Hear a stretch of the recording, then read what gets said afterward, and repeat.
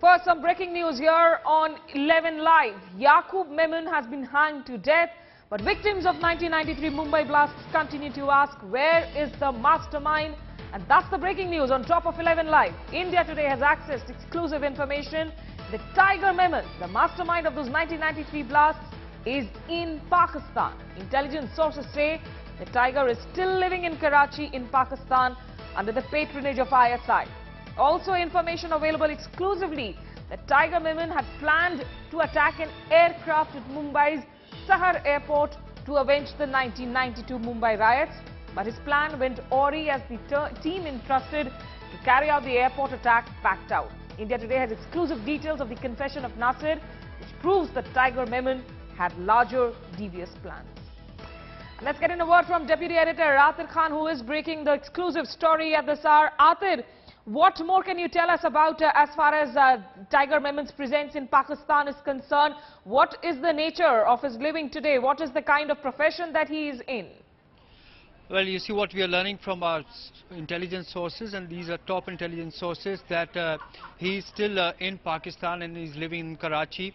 Perhaps he's been asked by the ISI to lie low, and that is why he's now engaged in business of real estate and meat export in a big way.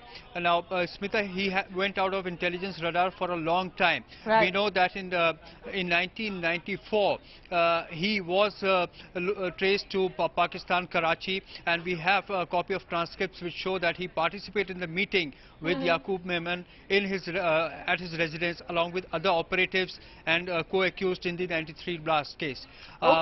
Thereafter, you know, we had to take what Tiger Memon had to say on face value. But now, from those transcripts, it has also been ascertained that he was present there and still continues to be in Pakistan. Many thanks, Atir Khan, for getting us those exclusive details tonight. So, Tiger Memon, the masterminds of the 1993 blasts across the border in Pakistan, in Karachi, but maintaining a low profile, perhaps indulging in meat business.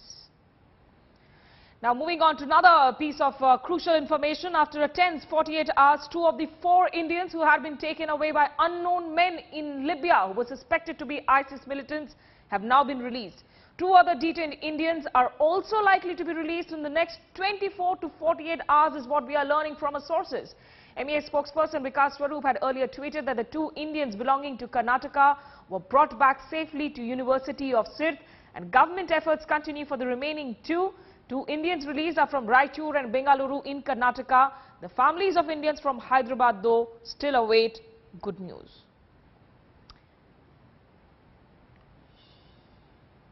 And let's cut across live to Bangalore, where Rohini Swami joins us now. Rohini, you know, the sources suggesting that perhaps the 2 Indians who are still in captivity might be released in the next 24 to 48 hours.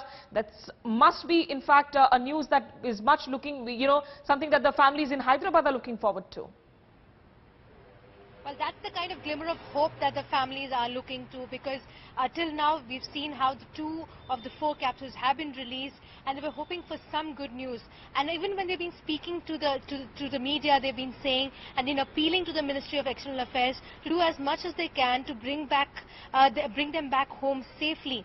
And also we've got a lot of information when we're talking to the family that especially one of Gopi Krishna, they were living in Libya between 2007 and 2010. But whenever they were there, they said they never felt unsafe, and they did not think that they would ever be a target of this kind of abduction or kidnapping, which now is suspected to be IS.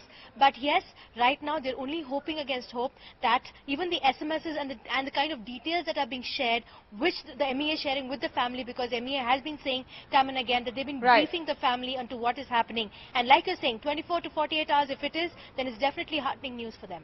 Okay, many thanks, Rohini Swami, for joining us, and we will keep coming back to you, because remember, it is going to be a long night, especially for the families of those 2 Indians who still remain in captivity, but we only hope that they are released to safety soon as well. Now, meanwhile, in the wake of recent events, including Gurdaspur terror attack and the Tiger Memon hanging, as well as the increasing incidence of ISIS flags being seen in the valley almost on a day-to-day basis, the Home Ministry has called a meeting tomorrow. Top officials will deliberate upon ways to tackle growing concerns of youth radicalization in the country. Mausami Singh, our colleague who tracks all the details at Home Ministry, has these details.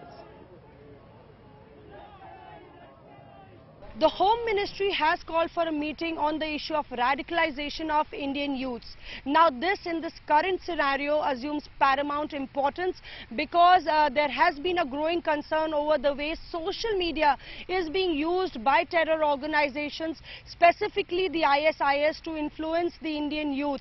And recent incidents like waving of the flag in Jammu and Kashmir, the ISIS flag, has raised a cause of concern for the Home Ministry that acknowledges that this menace needs to be tackled right in the beginning. So around 12 states, the DGP of 12 states would be coming for this meeting, which will be attended by the Home Secretary, who will be also chairing the meeting, and an action plan would be drawn to address the phenomena of ISIS as well as cyber terror, the way social media, Facebook and Twitter is being used by terror organizations to lure Indian youths, which is a growing cause of concern.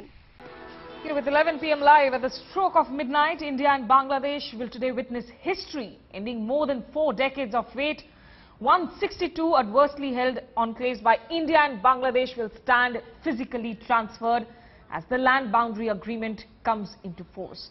India will hand over 51 enclaves comprising 7,110 acres to Bangladesh, and the neighboring country will give India 111 enclaves comprising around 17,160 acres of land. Around 37,000 people are living in Indian enclaves in Bangladesh and 14,000 people are staying in Bangladeshi enclaves in India. The physical migration of inhabitants of these inhuman enclaves will start in November and be completed by June 2016. This after the land agreement sailed through both houses of parliament in May this year unanimously after 4 decades. And the day marks the resolution of a complex issue that has lingered since independence between New Delhi and Dhaka. It also marks the day from which enclave residents on both sides of the border will enjoy the benefits of nationality of India or Bangladesh. As the case may be, they will now have access to civic services, education, healthcare and other facilities provided by the two governments to their respective nationals. And those visuals on your television screens, you know, these are the visuals that speak volumes of the kind of preparation that are ongoing at the moment. Let's take you live straight away to Indrajit Kundu, who is joining us from Mashal Danga Enclave in West Bengal. Indrajit, just take us to whatever is happening there on the ground.